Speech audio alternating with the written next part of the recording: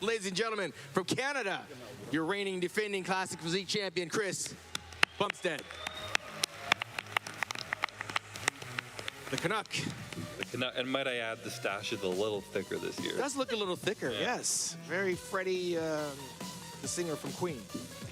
Well, listen, we're going to go a little back and forth here because we can't let this moment go. I got Breon Ansley here, two-time champ. He has no mustache, okay?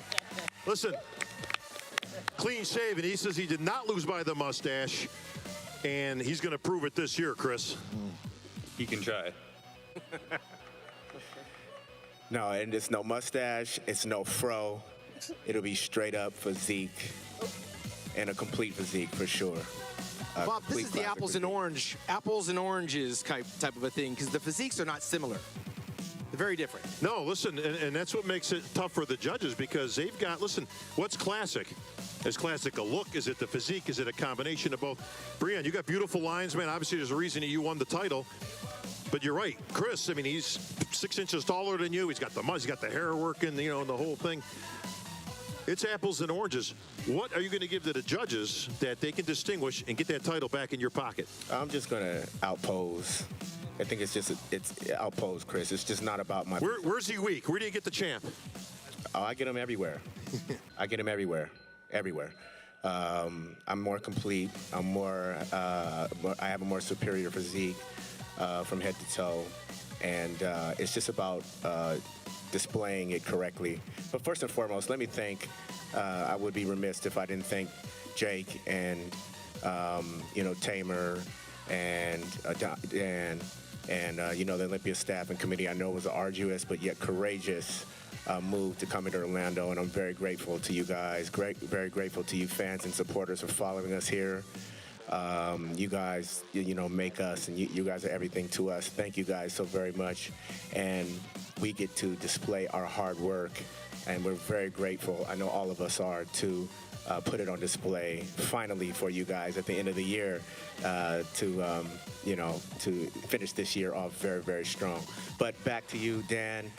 Excuse me, Dan. Dan, Bob, whatever. Bob. All the same. We're all in the same group. No, I don't need to. It's not a physique thing. Even though I improved in areas of my physique. Not a physique. It's the classic physique. What do you mean it's not a physique thing? As far as me taking the title. Why did he beat you last year? He beat me because. Was it because of you, or is it because of him? Like, did you just come in off? You let the door open, he snuck in there, or did he just take it from you? Come on, give me something. No, I will respect the judge's decision and say that he beat me, with probably 3 more poses to my 2. Okay, that's fair. And that's what it all comes down to as far as the numbers are concerned. But I still feel my physique is superior again. My physique is more dominant, and I have more of a complete bodybuilding classic physique. Chris, he's more complete. What are you going to do? When I came in last year and you asked me this similar question, I told you classic physique hadn't found someone who had set the standard of what it was meant to look like. And that was my goal last year. I wanted to come in, and I believe because it was such a new division, it was still searching for someone to be at the top, someone for the young kids coming up that they wanted to strive towards that standard classic physique look.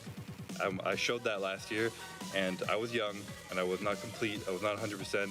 This year, I'm going to show an improved version of that. Next year, an improved version of that, and that's exactly what I'm going to do. I'm going to show you guys what the standard of classic physique is and what's going to be in the future, and I'm going to set it. Now, excellent, Chris. Well, Sean, there's some guys that aren't on this stage that are going to be up there offering different looks as well. Well, we've got a wrench to throw in there now. Now, even though we've got just a representation of the athletes here, and we've got the top 2, there's a little wrench thrown in there this year, and that's Logan Franklin. Now, I bring that up. I don't know if Logan's here. I hope he's here. But Logan has emerged as a strong contender for this title. Had a great year. Now, the reason I bring this up, Breon, is we talk about apples and oranges and comparisons for the judge and all that. Logan Franklin is very, very similar to Chris. Similar height, structure, weight. Obviously, you guys got the parameters in which you have to adhere to with height and weight for classic division. Are you worried about Logan Franklin? Because he does match up very well with the current champ. Not one bit. Not one bit. Worried about anybody. Not worried about anybody. and I'm glad you brought that up, because if you're saying that, you know, the classic structure and the look is similar to Chris's, that does not coincide with me losing by 1 point last year. You know, that doesn't coincide by a shorter competitor, Alex Campanero, winning the Arnold Classic. That doesn't coincide with Terrence Ruffin coming second at the Arnold Classic, a shorter competitor, shorter than me. He's shorter than Sean, I think, and that's hard to do. So for everybody out there talking about Classic is going in a certain direction, taller direction, this and that, think about all that. Think about all that, and that's... I want you to think long and hard about all that.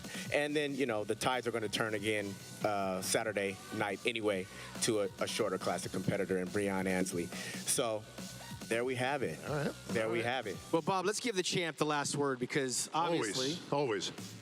he's the champion. You got two to your credit. Of course, Danny Hester won the first one. Yeah. What did you do differently coming into this one to make sure you walk home with that trophy this year?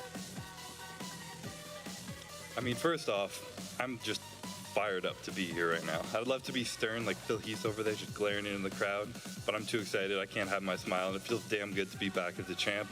And I'm excited to be here in front of you guys in Orlando. And I know we've all had some struggles finding gyms around our city and whatnot, but no struggle compared to what it must have been like moving this entire show across the entire country. Right. So I'm grateful for Dan and the Olympia team that we can be here right now and put on a show for the crowd at home on pay-per-view watching this. I'm super grateful for everybody and just really excited to be here, to be completely honest. So I had to put that out there. Can't have my smile right now. But different this year, it was just more work, to be completely honest. Last year was a learning process for me, and it wasn't something I didn't feel like I was falling into my groove quite yet. And this year I really found myself. I got some advice from the champ himself, the GOAT, Phil Heath, and it was exactly what I've been doing this year. He told me to get to know Chris the man, not Chris the bodybuilder. Exactly what I'd been chasing throughout the year. I kind of got more in touch with myself, my mind, my mindset. COVID definitely helped with that, putting some focus on kind of internal stuff rather than external, and everything just falls into place after that. So it's been something where I've been a lot focused on myself this year, my mental game, and it truly feels like I'm coming in here, I'm not competing against anyone, everyone's here to compete against me. Spoken like a true champion right there. Chris Bumstead. That's why he's the champ.